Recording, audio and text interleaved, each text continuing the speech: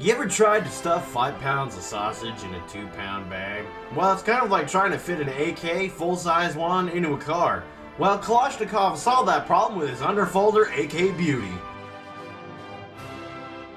So what is going on, guys? This is Chris back with FrozenSoldierAirsoft, and today we're going to be reviewing the DBoys RK-10 WS, otherwise known as the AKMS. So upon purchasing this weapon from evike.com, or any other distributor that carries this gun, you're going to notice that it comes packaged in a decent cardboard box. Extraordinarily bland, and for whatever reason they went for BY010A. Not sure what that means, but okay, it's literally the only sticker found on the entire box. So the first thing that you're going to notice once you remove the contents here from the cardboard sleeve, you're going to notice that it comes packaged in this terrible, super flaky, just break it with your hand, styrofoam. Now this styrofoam, although just flakes everywhere, does a really good job of making sure that anything in this box does not get damaged. So anyhow, with that packaging gripe out of the way, let's go over what comes with this gun. The first thing you notice that comes in the box is this standard DeLash DBoys manual. It's a terrible manual. I cannot begin to describe how Changlishy this is. Let me find this one part. The story of the AK-74. Let me just read a segment real quick. This is story time with Chris. Since AK-47 has been adopted in 1947, it becomes one of major firearms in the firearms market. It's sturdy, reliable, and highly destroy power in 7.62mm caliber. Make it as a classic assault rifle in the world.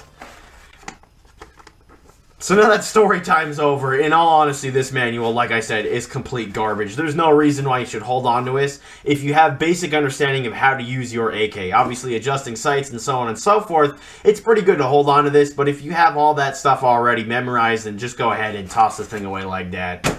It's that simple. So the next thing that you notice that comes with this gun is actually a really high quality AK style sling. This is one of the rare times and rare moments you will ever hear me say, hold on and use this sling. This sling is not going to break at all. I mean, the thing's made out of freaking canvas. Good luck tearing that sucker. And it's all riveted and bolted on, which appears to be brass and steel, which is pretty cool. Like I said, hold on to this. Now, another thing, keep in mind, this is not what you'd call a quick detach sling. This is actually an AK-47 style sling. If you guys are unfamiliar on how to put this on your AK, I'll put a video in the description below to show you how to put this on your gun. Not super complex, but good to know. And since you can use this sling, you might as well put it on. So the next thing that comes with this weapon is a 600 round full steel AK-47 style magazine. This magazine is a high capacity. Simply wind the wheel on the bottom to fill the magazine full of BBs, flip that little top open and pour those suckers right in there. There's really not a whole lot to be said about this magazine. It feeds your BBs into the gun. I haven't had really any bad jams at all with it.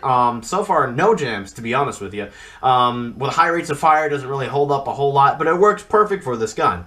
Another quick thing I'd like to mention is that this little slot that slips into the weapon is actually made out of steel. It's not going to snap off. Yay! And the final thing that comes with your weapon as an accessory in the box is going to be this cleaning and a jamming rod. I already removed the gun from the packaging simply because it is kind of sitting underneath it. Yeah.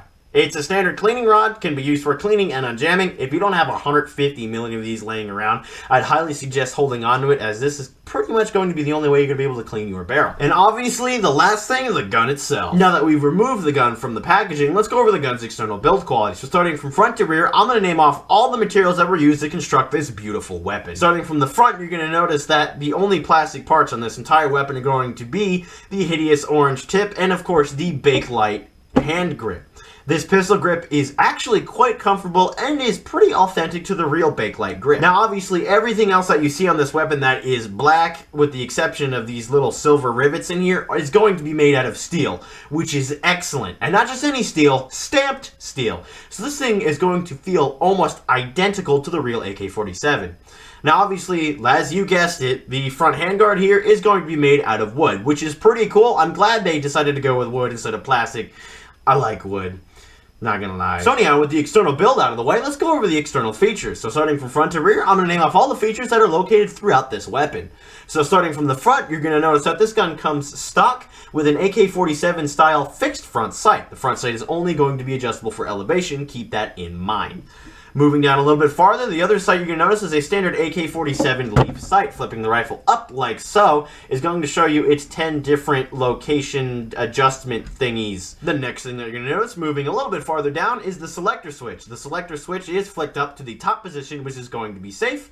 Flipping the selector switch down to the middle position is going to be fully automatic, and all the way down at the bottom is going to be semi-auto. Now, once again, dropping just a little bit towards the magazine, you're going to notice that this gun comes stock with a standard AK-47 style magazine release. Simply pull the magazine release like so, and rock the mag out. Really not that difficult. So anyhow, flipping the rifle over like so, I'm going to reveal to you where the sling mount points are. One is going to be located in the front of the handguard, and the next one is going to be located on the swivel point on the stock. Now, since I'm talking about the stock, I might as well show you how it works. All you have to do is simply depress this button like so, fold this top part of the stock in, and squish that sucker all the way down, if it'll go. There we go. Now keep in mind, once you fold the stock in like that, it is going to lock into place. So to unlock the stock, simply reverse that process. So click the button down and go like this.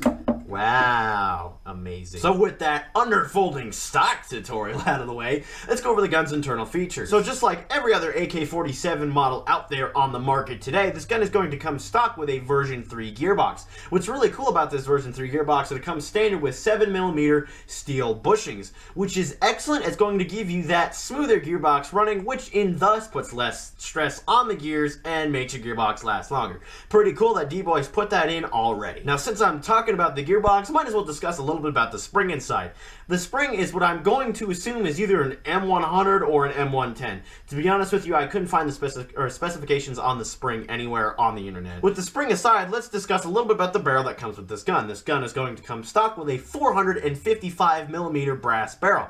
The bore diameter of that barrel is going to be 6.8mm, so it's not a tight bore, but it's not quite a wide bore. Now, ding ding ding, it's disclaimer time. For whatever reason, when I purchased this weapon, I noticed the accuracy was actually quite piss poor. And I'll show you why. So what I mean by my little disclaimer warning is, if this happens to you, I'd probably send it back if you're not planning on upgrading the inner barrel. For whatever reason, I have never seen this happen. If you guys can tell me exactly what they were doing here or what they did wrong in the comment section, please let me know, because when I bought this gun, accuracy was piss poor, not gonna lie. I mean, I couldn't even hit the broadside of the barn, and that's literally no exaggeration. I couldn't hit a trash can at 50 feet and aiming dead on it. For whatever reason, that's a hole. That's a hole in the stock barrel. I don't know why there's a hole in the stock barrel. It's drilled perfectly in there right at the end. So I'd get consistency for right about 3 shots, and then one would just freaking go to the moon. I have no idea why that's in there. I'm not really upset because I paid only $89 for this gun, and I was going to get a tight bore anyway. But just keep that in mind. If that does happen to you and you don't plan on upgrading the barrel, I would probably send it back. Just a word of the wise. So anyhow, with that really weird barrel thing out of the way, let's show you how the hop-up functions on this weapon. So once again, pull that charging handle back like so, and it's going to reveal your standard AK-47 style hop-up unit. Obviously, that little arm right there, you adjust it back and forth to get the desired hop-up. Now, this is kind of where this gun really doesn't shine all that much, per se. It is going to be a clear plastic hop-up unit, which is kind of pathetic. The bucking and the nub that are in their stock are not fantastic, but they will work. The biggest thing I would say, as soon as you purchase this weapon, clean the hop-up unit out. Because the hop-up unit itself, although it may not be all that great, is actually pretty effective once you clean it out. For whatever reason, DBoys is like, you know what we should do? We should take like this grease stuff and just stick it in there, because that totally makes it work better. So, I mean, I took the thing apart, and I've never seen so much orange grease in a gearbox. It pretty much rendered the hop-up unit just completely useless. Once you clean that out, it actually works really well, and I'm getting consistent shots about 180 feet now, which is pretty impressive for, once again, a plastic stock hop-up unit. So anyhow, with the hop-up unit out of the way, I might as well show you where the battery compartment is. All you have to do is simply depress this little button right here on the top of the dust cover, and slide that sucker off. Once you pull that sucker off, you're going to notice it's only going to accept stick-type batteries. So just keep that in mind, unless you decide to upgrade it to LiPo or use a smaller battery, whatever you do. In a stock form, it's only going to use and accept small-type Tamiya connector stick batteries. So keep that in mind. It is only a small-type Tamiya connector. Obviously, that can be upgraded to your desire. One thing I'd like to mention about the battery compartment is, unlike most airsoft AKs, the battery actually can be shoved all the way past this gas block right here, which is pretty impressive, meaning that, although I haven't tried, you might be able to fit in like a 3000 milliamp 9.6. You guys can give it a shot and let me know, but like I said, there's also plenty of room here too. So honestly, this is definitely one of the good things that I like about this gun. So anyhow, with the battery compartment out of the way, let's go over the gun's FPS. This gun is going to be shooting anywhere between 380 to 400 feet per second, which makes it ideal for outdoor field play.